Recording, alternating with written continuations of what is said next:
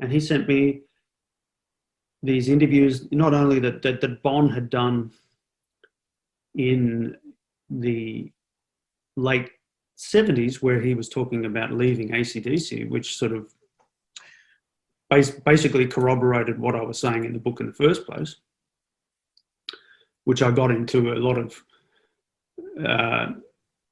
trouble over, because a lot of AC/DC fans didn't like the idea that I was saying that Bon had wanted to leave AC/DC, which was great to get this sort of in print.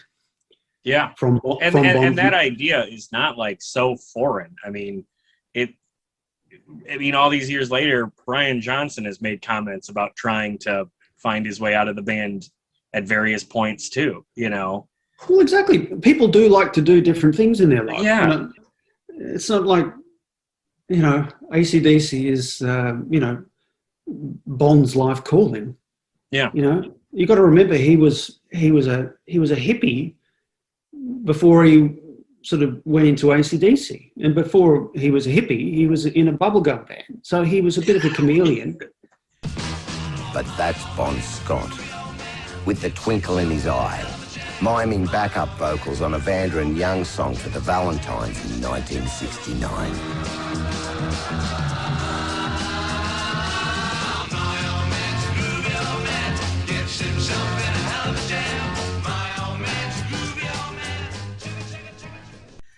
That is always some of the funniest stuff when you find like I remember years ago when I first saw pre-AC/DC Bon Scott on like an Australian TV show doing that bubblegum stuff. It's funny, I mean, it's like Brian Johnson on that Hoover vacuum commercial. The new compact does more than beat. It also cleans, it also sweeps, and brushes right to the edge. Right to the edge.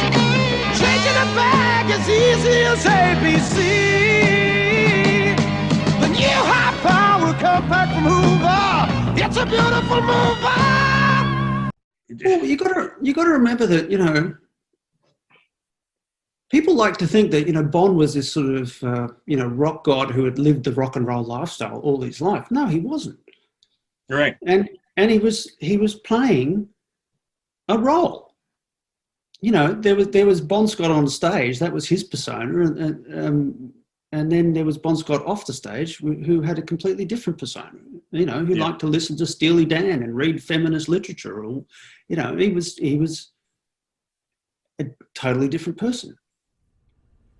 And you talked to someone who said that Bon had expressed an interest in like producing or recording like country music, right? Southern rock, Southern rock, yeah. Country rock, Southern rock, yeah. Yeah, which is hanging out with the guys from Southern rock bands, and he probably would have ended up doing something in that space. And I suspect he would have ended up probably doing California Girl style David Lee Roth videos in the MTV era. That is a really funny thought, because this is kind of a funny thing. I talked to some of my friends about what they think, various rock stars would have been had they not passed away. And one that, we love to throw around is Jimi Hendrix. And, how great Jimmy would have been. And honestly, kind of along what you're thinking, like, I sort of think Jimmy would have had a period in the 80s where he was doing Michelob commercials and synthesizer music, a lot like Eric Clapton was.